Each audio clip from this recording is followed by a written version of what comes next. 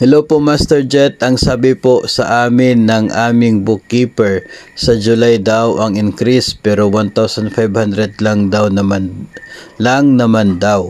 So, ito naman po tayo sa mga daw, no?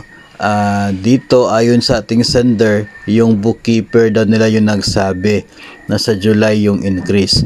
Siguro ngayong panahon na ito mga master ay mas mabuti po na yung isa sa isip po natin is to see the executive order is to believe, no? Kasi ang dami na pong mga lumalabas na mga sabi-sabi na ito daw yung magiging increase, ganitong halaga daw, ay wala naman po na ipakita na basihan, no? Siguro sa ngayon mga master, kahit nga po saan galing pa yung mga impormasyon na yan, mas mabuti po kung to see the executive order or the law is to believe. Parang ganoon na naman po yung maging motto natin sa ngayon.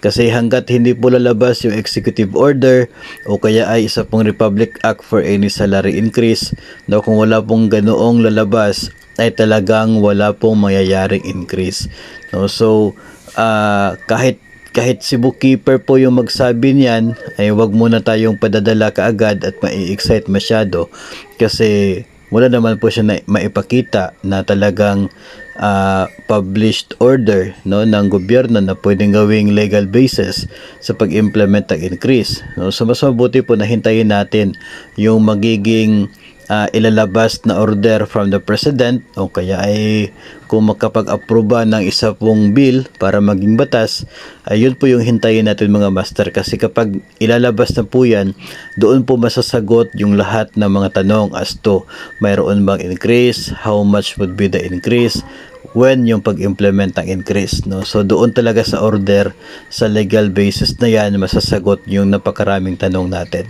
So wag muna nating kwentahin, no, yung mga sabi-sabi na ito raw yung increase. Wag muna po hanggat hindi lalabas yung executive order o kaya isang batas to give legality, no, and go signal sa kung ano man pong increase na talagang mayroong ibibigay sa atin if ever meron man po ngayong taong 2024.